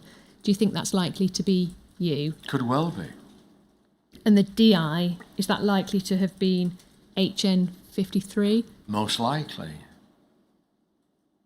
Was there anybody else in the meeting? Yes. You've already said you don't remember the meeting, but is it likely that such a meeting as that, you would have tried to keep it as only SDS people? Oh, yes, yes. So is it likely that it was John Beggs, HN104, you, and your DI, HN53? It's likely. Would you have taken a note about that meeting? No. Why would you not have taken a note? I say, obviously not, because you haven't produced one. There would have been some notes. If we'd had a meeting, there would surely have been some record of it, yes. But we haven't been able to identify that. Do you know what might have happened to such a note or record? No, but I don't know what's happened to all the records. I heard from a third-hand source that when the new regime came in, there was a great bonfire, or at least perhaps at the end of the SDS, there was a bonfire, a sort of thing, getting rid of all the records. Now, that's just anecdotal evidence from a former SB officer.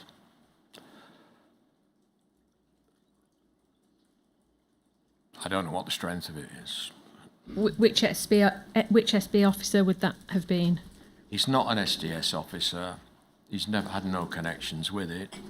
We'd worked together on 2 squads, and we became friends after we'd both retired. It might be, I don't know who you're going to say, but it might be somebody that you write down, Yes. depending on It won't make taking any care of sense to you. anonymity. Okay. You still want it? Yes, please. Yeah.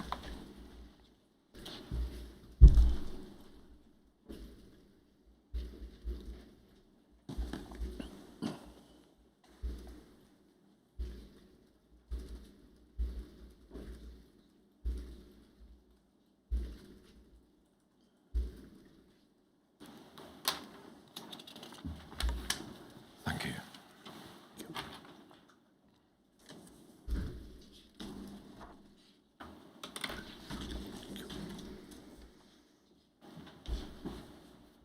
Thank you.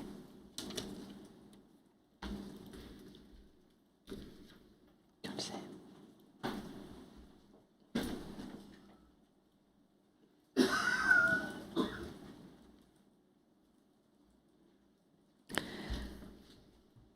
Your evidence is that you don't recall the meeting itself. No. I would have had a lot of questions for you had you remembered the meeting at all. Can you help us at all with the nature of the meeting? Who was leading the meeting? Who was asking questions or not? I don't recall it at all.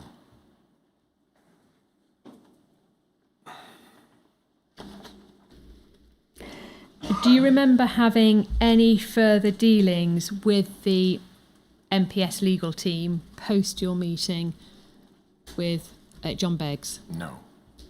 Do you remember following the civil action at all, the trial?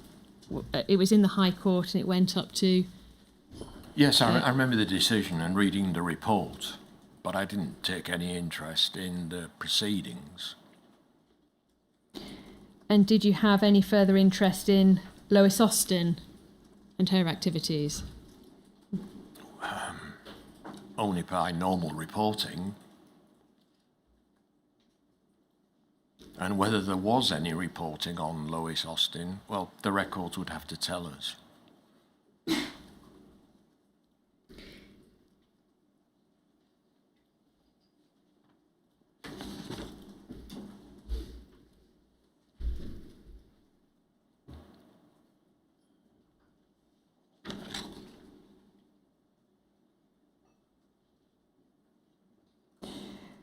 Was the provision of a briefing something that the SDS was quite pleased to be able to provide? Do you remember any sense within the SDS that this is, a useful use of SDS reporting or intel? In professional terms, if someone thinks we can assist, and we can, yes, it's satisfying. Was it an aim and an object and a key performance indicator of ours? No. MPS 0526804 is a composite of HN104's REPA authorisations, and at page 41,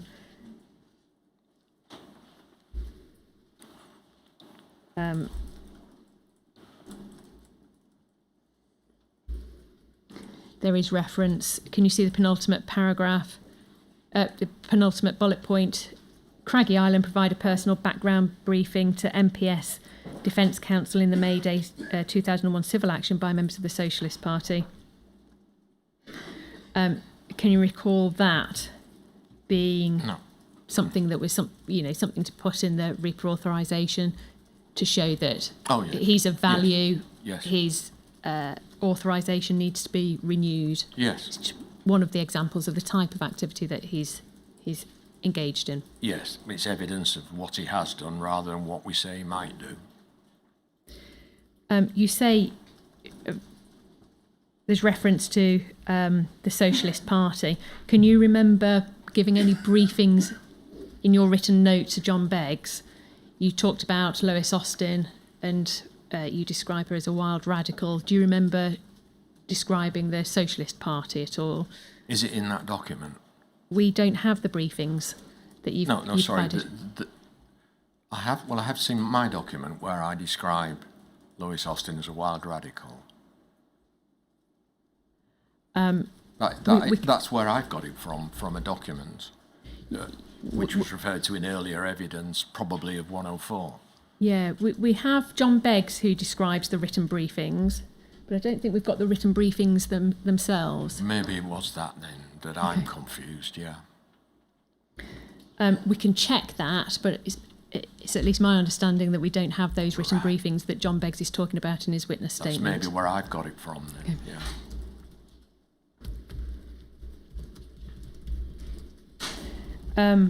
Can you assist us with whether there was any information that was passed on in writing about the Socialist Party and any Socialist Party members?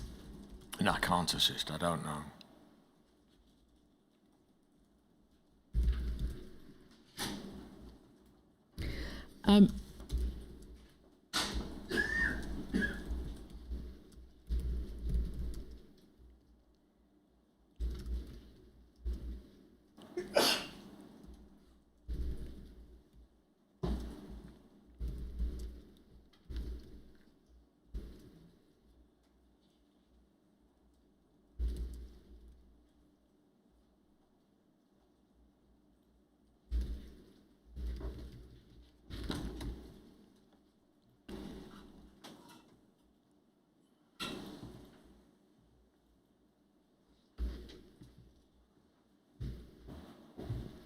I think those are all the questions I have in relation to HN 104.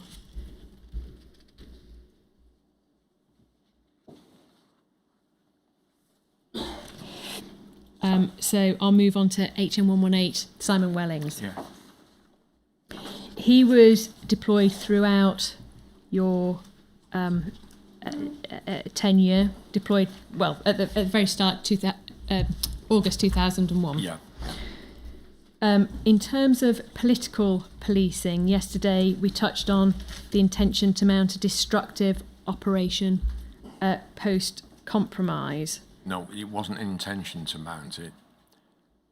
It was an option used as a device to support my argument to persuade Commander Williams that the situation was under control. Was there any sense that HN 118 was trying to sow division in globalised resistance before the compromise? No. I think I've asked you this in a slightly different context previously. Was creating disharmony in such groups a direct aim of the targeting? No, and as I said yesterday, it would have been harmful to us, yes. In terms of the quality of HN18's reporting, much of it had nothing to do with public order. Would you accept that? Yes. And in terms of why his operation was allowed to continue for as long as it did, what was the policing value of HN118's reporting? Back to my idea of what SDS was about, and it was reporting on the people who saw themselves as the revolutionary carders, whose job was to educate others, to support others, to build up a movement from below. And I know latterly it's come down more to top down. The revolution will come more top down, but at that time it was bottom up, and they were, as far as I was concerned, an important group of people. They were consistent. They, in one form or another, been around then 70 years. So they weren't fly-by-nights. They had a coherent philosophy. They were the thinkers. The fact they weren't ripping up the turf on College Green is neither here nor there. They saw themselves as the instigators of non-violent revolutionary action. So they were important. And in terms of potency, though, if they were not capable of overthrowing parliamentary democracy, and they'd been in existence for some time without causing too much disruption to society in general, what was the reason for an undercover police officer infiltrating them? You could ask them the same. What was the point of your activities? And they'll probably give me the same answer as I've given. That because the people in the 50s and 60s failed doesn't mean to say we're going to fail. We are determined to bring about what we see as a fairer society, a redistribution of wealth on those terms. And that the fact the rest of us might say, you're never going to do it, hasn't deterred them so far. Sorry. Yeah. So if PC Plod decides that the SWP, say, are a waste of time, that's it. SWP disband, go away. No. I think their ideas are, on the left, are a damn sight more coherent than the twaddle of identity politics that's gripping some areas of the left. I think, in terms of, I think we might be at cross purposes. HN118, Simon Wellings, was deployed into globalised resistance. Yeah, which is SWP. Oh, I see what you mean. Yeah. Yes. In terms of the main customer for that reporting, who was the main customer taking that? C Squad. C Squad. That product. What about SIS, Security Service? No, if they'd asked for it, yes. They didn't. This is 25 years ago, 20 years ago. And the basis for C Squad's continuing requests, were they involved in the targeting of 118? Yes, yeah. Yes. I mean, obviously the discussions between the SDS office and C Squad, there was a clear intelligence requirement, and I could see why. And that's why, as I said, when I say I mean the whole office. What I'm meaning is I have responsibility. But the refocusing of the unit would have included that component, that one person looking at these people on the left who were the most consistent and influential. Can I ask you about a specific incident that occurred in July 2003, and that's the person that we call MT, and you can have a look in your cipher list, and the suicide vest incident? Yes, I don't need to, I'm aware of that, yeah. MPS 0028780, please.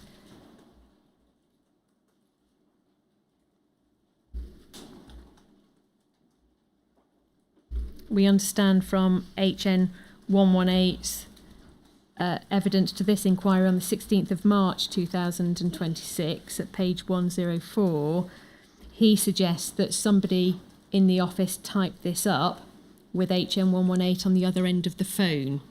Is that something that would have produced this report? Looks like it, because it's not a report, it's a note.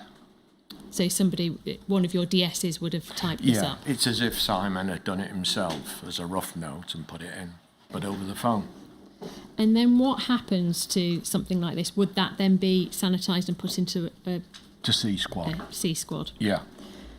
And then this retained, just in case we need to go back to it, to elaborate for C Squad or whatever.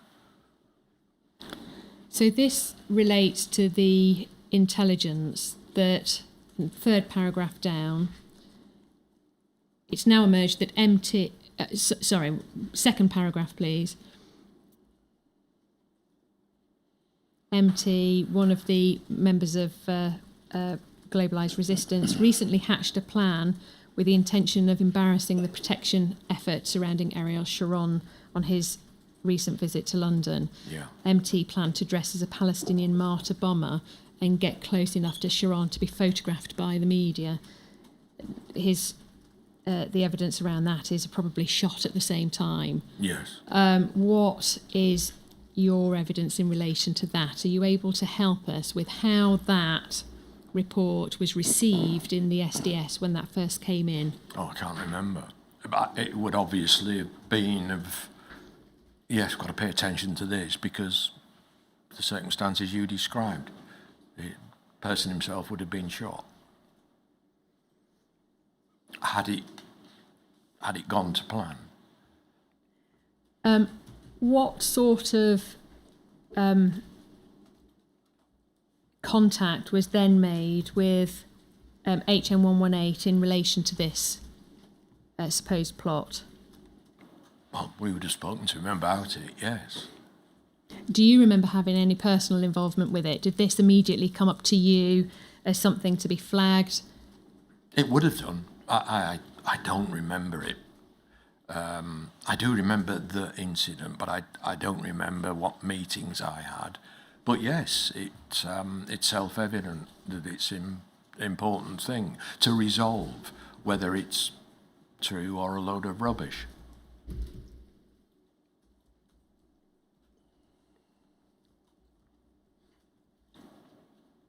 If we can take that down, please. Sorry, just reduce that down, please.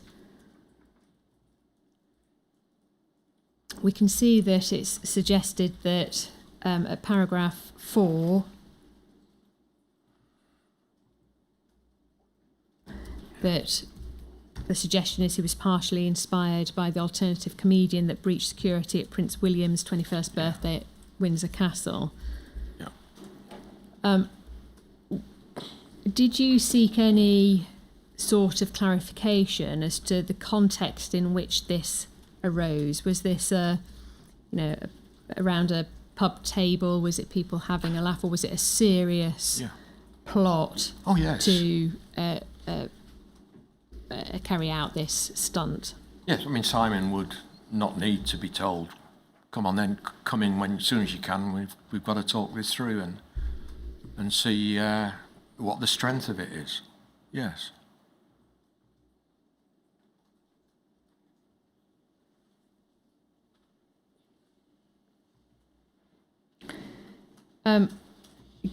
DS Gilbertson was asked about this report, and that his response to this question. The question was,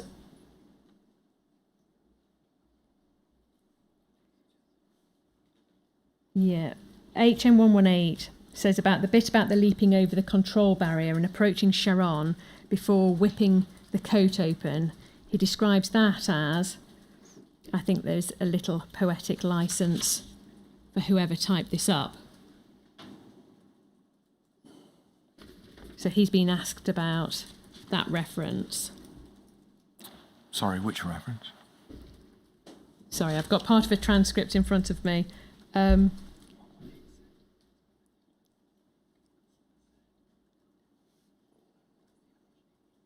So 118, when he gave his evidence, said that there's a little bit of poetic licence in this I see. report. Right, yeah, sorry. And then D.S. Gilbertson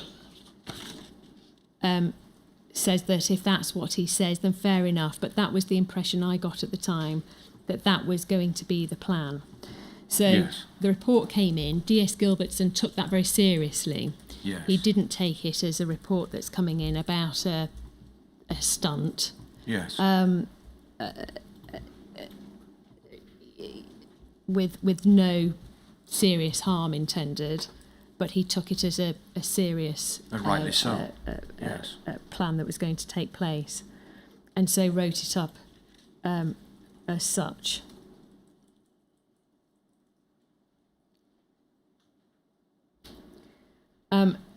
In terms of who this is targeted towards, or who MT is, in fact, we've heard evidence that suggests that the kind of jokey suggestion was made by a white British man who was quickly dissuaded from the idea, in a social environment. Yes.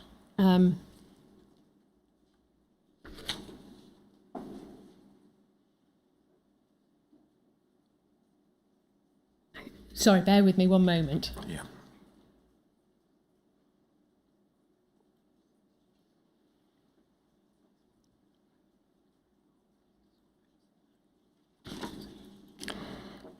The fact that MT is... sorry. Okay.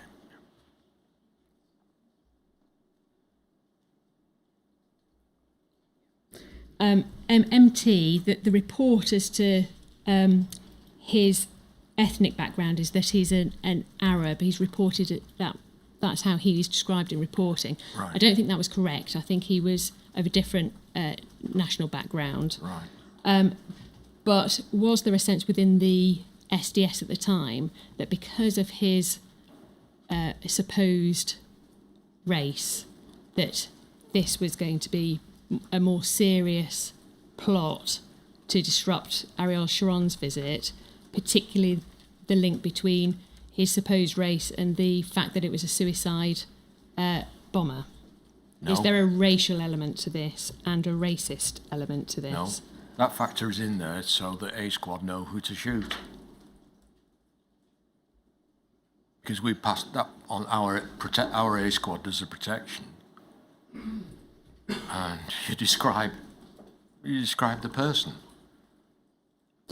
The fact that HN118 has got this person very, very wrong and has attributed the planning to a different person, somebody that didn't have any dealings at all in this plan, is there a supposed racial element to that, in that it's racial profiling, given he's the person that is not the white British male within the group?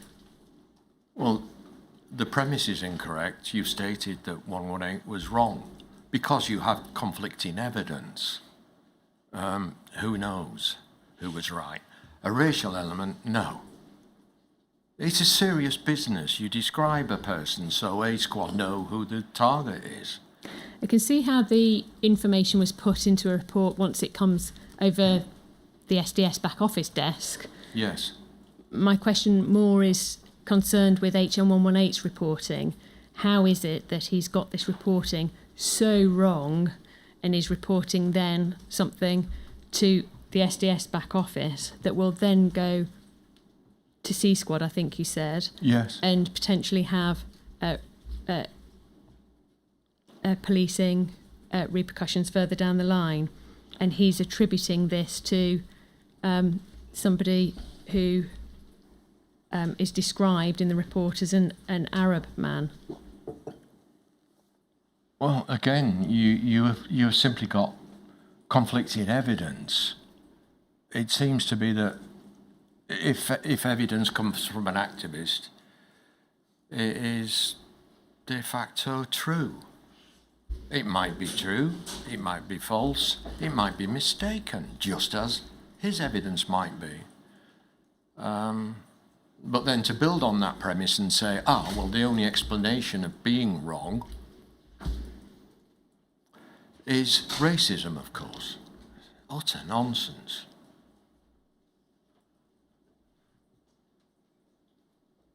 Sir, I note the time. I'm moving on to a different topic with 118. Is now a convenient time to break? Certainly it would be. Can I explain something to you about the questioning by counsel? She is not only asking questions that she and those in the inquiry would like to ask you and to have your answers Yes. upon. She is also doing her best to Yes. put questions put to her by others who participate in the inquiry. So you shouldn't I do understand. take it out on her. No, I do understand, and I do apologise. Right. No, there's no need to apologise. Yeah. I simply wanted to ensure that you understood what was going on. No, I shouldn't get irritated, and I do fully understand counsel's role. Yep. Yes. Then we will resume tomorrow at 10. I understand there's some event at 5 o'clock in the afternoon, so it is possible we will finish in time. Until 10.